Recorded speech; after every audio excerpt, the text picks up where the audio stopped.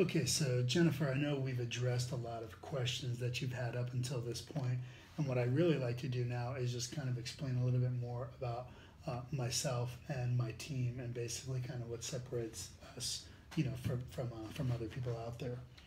Any questions before we start? No, no. That's okay. Okay. All right. So basically, you'd said that you'd found us on Zillow, and what I just wanted you to know is, in addition to our reviews and everything else, as far as our track record, did you do any research on the team at all by chance? No, I didn't. Okay. Did you look at the information that I'd sent over previously? Briefly. Okay. No problem. Well, basically, we are the number one team in San Diego County per Wall Street Journal, Real Trends. And what's really significant about us is that we have a 99.6% list price to sales ratio. Do you understand what that metric What is that?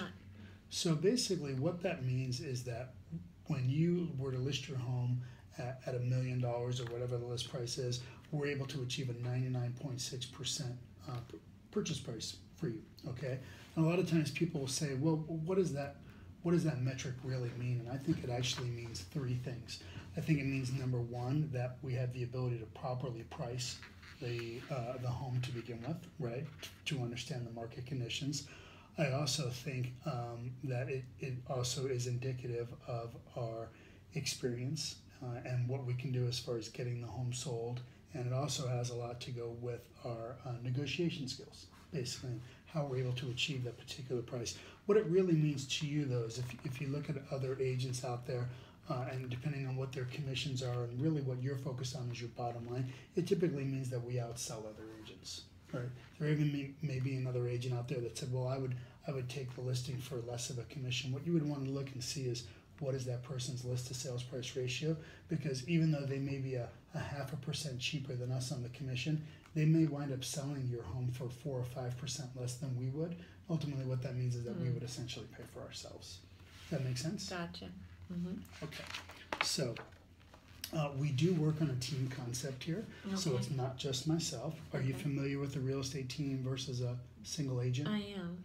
Okay, so we do work on a team concept. So we have buyers agents and listing agents, meaning that we have more than just one person trying to sell your home out there. It's an actual team effort. And what that means, if there was anything that ever happened to me, as far as me going on vacation or anything like that, the sale of your home doesn't come to a halt. Okay, but also the fact that we'll utilize a lot of other people as far as marketing, buyers agents to hold open houses, and also a network of other agents inside our network that we're basically trying to achieve some more buyers, some more, what's the word I'm looking for? A little more exposure. Okay, gotcha. Okay. You had mentioned that you originally found us on Zillow, which is awesome. We do have, as a team, over 500 5-star reviews on Google and Yelp and Facebook. I would absolutely recommend that you go through some of those. And also, if you're considering anybody else at this point in time, see what kind of reviews they have.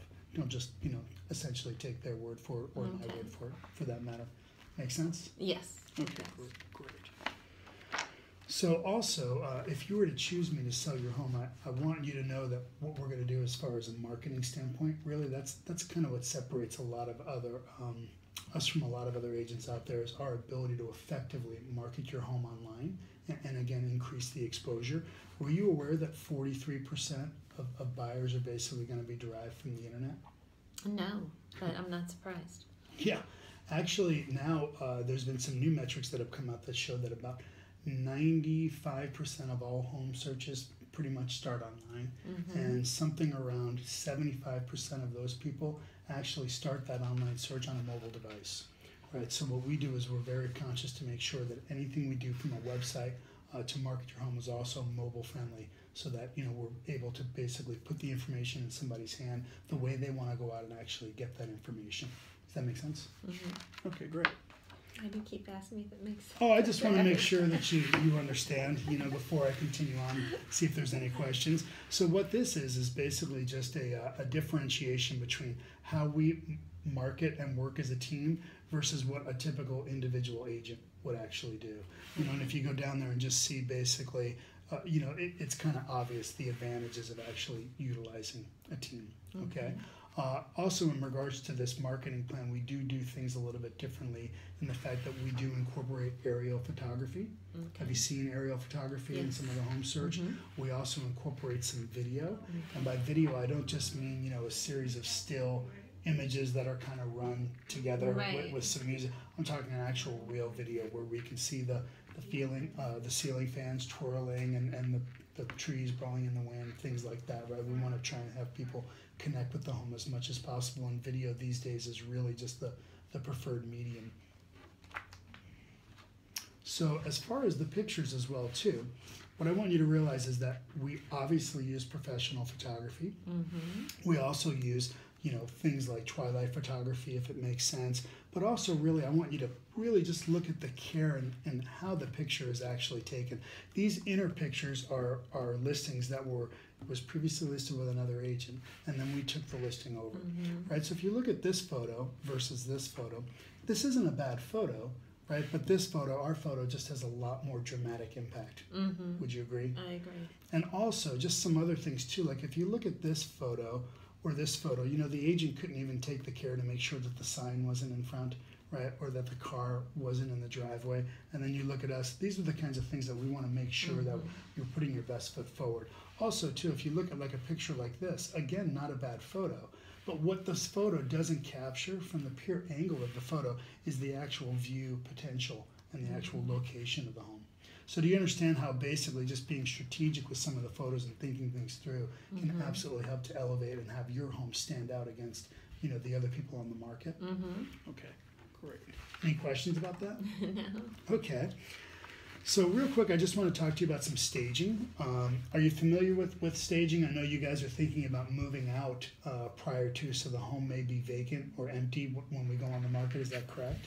Correct, but I'm not sure exactly how it works. Okay. Do you have to buy it or pay for how the? That's a very good question. So what we would do is, if you decided to to choose me to list your home, what I would do is basically I would bring in a designer, right? And the designer would kind of walk through the home and give you some ideas whether or not you had some furniture there that you wanted to try and use, or they have different packages depending on how much you want to actually do. If we're just going to stage the downstairs or we're going to stage the entire home.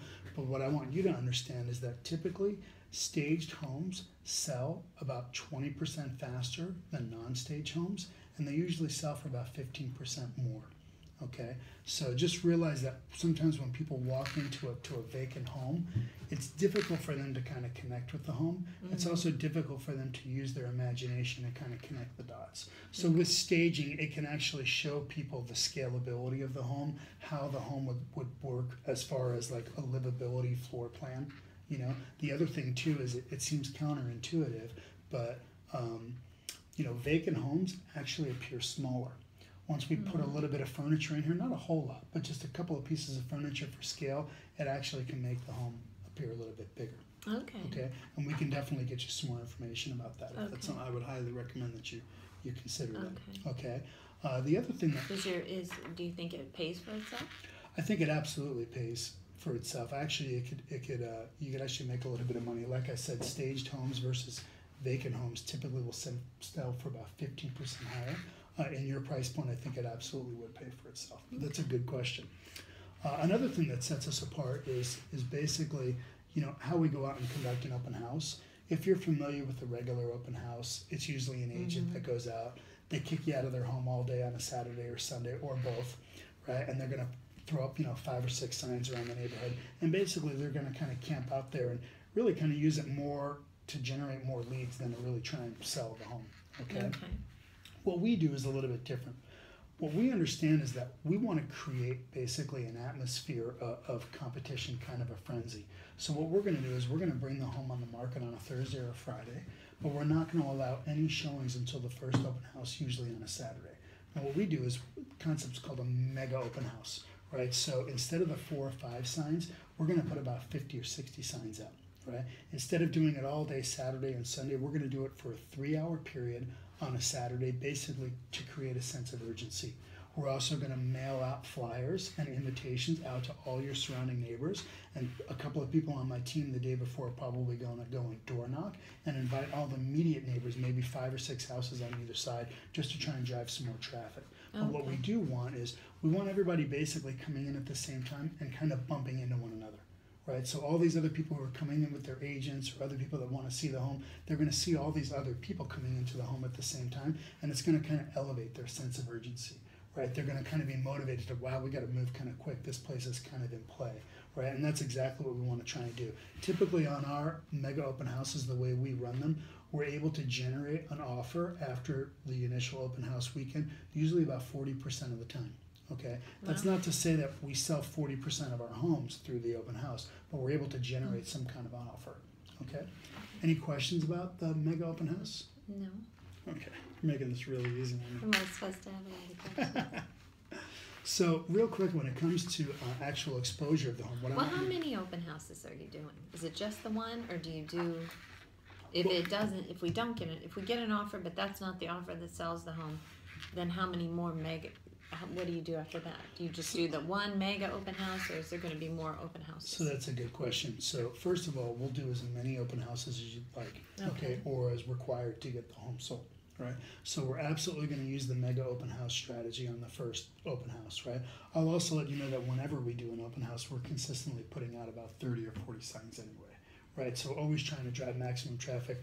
We're always going to advertise the open house the Monday before the weekend. So the entire week leading up to it, you're going to have online advertising for the open house as well, and also a little bit of door knocking.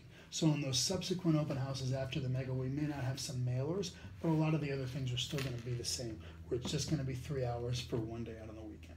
And if I have to Okay. do one every other week after that whatever until we get an offer, I'm more than happy to do that for you. Okay, That answer your question? it does. Okay, great. So back to some exposure. What I want you to realize is I told you, in this market with the limited inventory that we have, if you remember back to that conversation, a lot of people think we're just going to, put the home on the MLS, put it on Zillow, and that'll be it, right? And call it a day. Mm-hmm. I wish it was that simple. What we're actually going to do though is we're going to syndicate the property on the MLS, but we're also going to send it out to about another 200 individual websites. Okay. In addition to that, we also know that San Diego is now experiencing more and more foreign investor money coming in from China and Russia and Mexico. So we want to make sure that there's an international presence for your home as well too, because we're not quite sure where that buyer is going to come from. So if you take a look at this, these are all the individual countries that we're also going to simulcast your listing out to online. Okay. So it's absolutely a global effort to try and get the word out on your home. It's not just going to be some local advertising. Okay. Okay. All right. If you look right here, this is just a couple of different examples of some of the marketing pieces we do, right? And a lot of people typically will ask, with these kind of dynamic photos and put out these quality materials. What I want you to realize is that a lot of times when someone comes through the home and they basically pick up one of these, flyers, and they go home and they're continuing to think about the home and they're thinking about the price that they want to offer, they typically wind up coming back to these documents, coming back and looking at these photos, right? Kind of jogging their memory and really kind of have that emotional connection. So we want to make sure that any collateral pieces we have for the home are absolutely the highest quality as well too. Okay. Okay. Okay.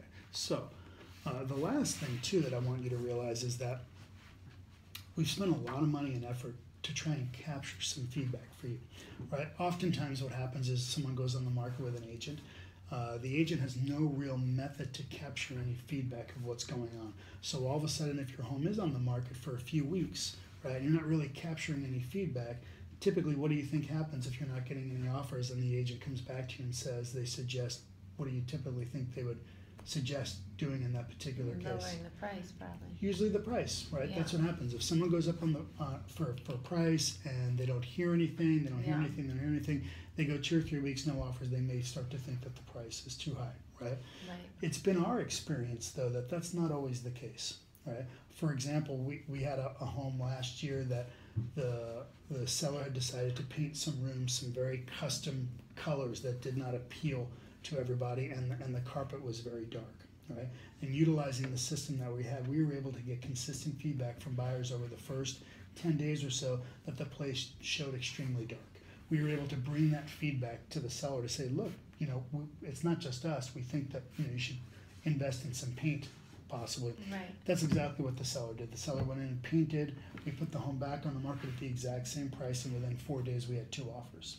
Right? Okay. So it wasn't necessarily the price. So what we do is we utilize a showing time service that's basically manned 24 hours a day, right? And when someone wants to show your home, they're going to call into the service. We're going to capture the agent's information.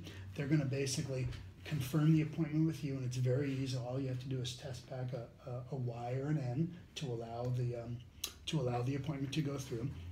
And then once the appointment happens, we're going to automatically follow up with that agent to get feedback, right? And I can ask a series of different questions, but I'll specifically target a few questions. Of course, the price, how did it show, some other things on there. And then that service basically captures all that information. And then once a week, what I'm able to do is I'm able to run an activity report, and it's going to show you all of the showings, okay, and whether or not you confirm them or deny them, and then it's going to give all those people's feedback. Right? Okay. So this way we can start to figure out really what's going on and how the home is actually being perceived in the market out there. Okay. Right? That's the most critical thing, is how buyers are perceiving the home. It's not about my opinion of the price or what I think about the home. I want you to have real information from the people that are coming through. And then after, we see some trends in that data, then we're able to make more informed decisions. So every agent that comes through gives feedback? Every agent that comes through will be asked for feedback, yes. Okay, and if I don't get feedback from that person, I'm going to continue to follow up with them until then. Okay. You see the value in that? Absolutely. Okay, great. So the last is basically just kind of a map of all the transactions, and I told you that we do a lot of business here in San Diego County. But that's pretty much it as far as kind of what separates us from other folks. So I just want to say, do you have any questions about anything that we've kind of gone through? I think it's pretty clear. How do you go about determining the price, the selling price? So the prices, that's a very good question, right? And I brought some comps here for you today, so if you want to take a look at those, they're right here.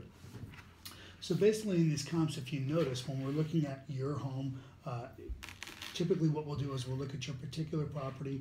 I'll go out in a half-mile radius, and I'll use a 15% variance in square footage. So if your home was 1,000 square foot, I'd look at everything from 850 square feet up to 1,150 square feet, okay, for reference. So looking at the comps for your home and considering the finishes and everything else in here, I think your home can quite easily sell for about $1 million in our market, okay?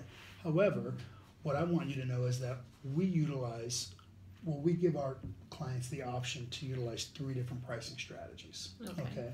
Are you familiar with the 3 ways to price a home? No. Okay, so typically there's the one that most people know, which is what we would call kind of the room for negotiation, right? So if your home is worth $1 million and that's what you want is $1 million, you're going to go on the market at $1,050,000.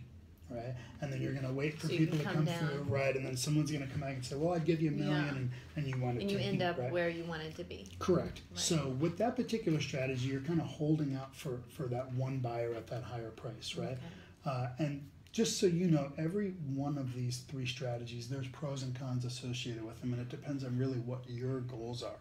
And the other thing is that we allow our clients to pick which model they want to use. Okay. So just realize with that first method, yes, you may hold out and actually get that one particular buyer, but usually what happens is most of the other buyers in the area are pretty savvy about prices and what they're looking at. So what happens is they'll also notice that the home's a little overpriced.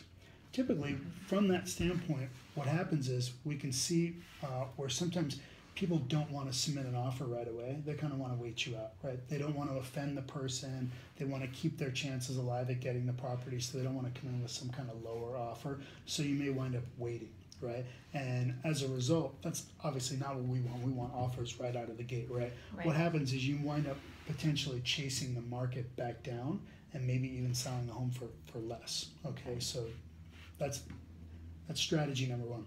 Strategy number 2 is, we know that your house is very easy because you have a Stratford Plan 3, right? And we can look at all these other Stratford Plan 3s in the neighborhood, and that's kind of how I derive this $1 million price, right? So we know with your model matches, that price is right around $1 million.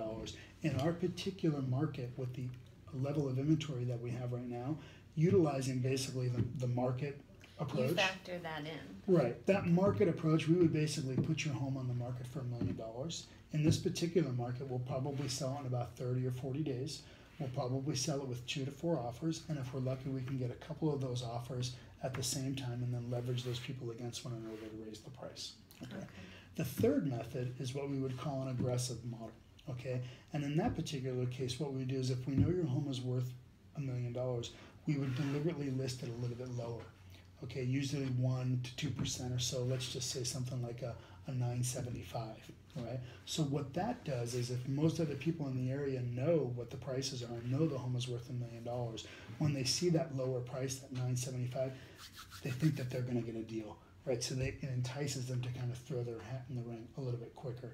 Using that strategy, we're typically able to generate multiple offers right in the very first few days, and then we can leverage those people against one another like an auction, basically to rise the price up. Okay. That makes sense? It does. Which strategy would you recommend?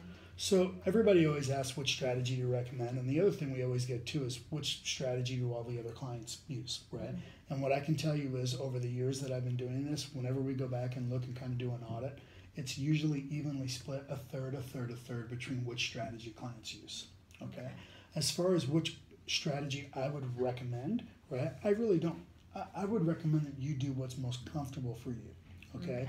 What some people do ask me though is, what would you do if I was, what would I do if I was selling my home, right? And in that particular case, I tell them I would use the aggressive model, right? Because I know that it works, and I'm also very comfortable with it, right? Okay. But if it's not something that you're comfortable with, then I wouldn't suggest that we use it right away. It depends on what your goals are. Right. When you look at the first, you can't raise that price once you set it at the lower price. Well, actually, you can. So a couple of other things that you should know, right? If we utilize a lower price, people ask, well, if I get a full price offer, can I counter them back at higher than what my asking price is, right? Mm-hmm. The answer is absolutely. Okay. Another question we typically get: if someone gives you a full price offer at that lower price, do I have to accept it? No, you don't. Okay, you basically don't have to sell your house to anyone you don't want to for whatever price you don't want to. Okay, mm-hmm. So you absolutely are in control. But probably the other question I typically hear asked is, how come no one else has ever told me about this particular model? How come I'm never hearing about the 3 pricing strategies, right? And what I want you to understand is that's typically a function of how the listing contract is written. Are you aware in the listing contract that if you list your home with an agent and you're able to bring them a full price offer, even if you don't accept their offer, they've essentially earned their commission, right? Because they've gone out and obtained a full price offer. Are you aware of that? No, I wasn't. Okay, so what we do is I have to go. We do. I understand. So we do things. I have to wrap it up. I got to pick up the kids. We do things a little bit. There's a pizza guy at the door. We do things a little bit differently in the fact that we write our contract open so that you can cancel the contract with us at any point in time and not have any fees open. This way it allows you to actually utilize this lower price model if that's something that you want to explore. Okay. Another question I typically get real quick and then we'll wrap it up is, is it possible to price the home too low? Right. Most people think that, and it's actually really kind of impossible because I could price your home for $1 on the market, and what would actually happen is I would get 200 offers. I would go back and forth negotiating for a month, and then when it was finally all said and done, it would shake out to those 1, 2, or 3 people that really want your home, and we would wind up selling your home for close to market value. Gotcha. Does that make sense? It does. Okay. Well, so thank you. You're welcome. Considering that, do you have any other questions about? Not right now, because I have to go. Okay, well, but that was great. I really appreciate it. Thank you very much. Okay.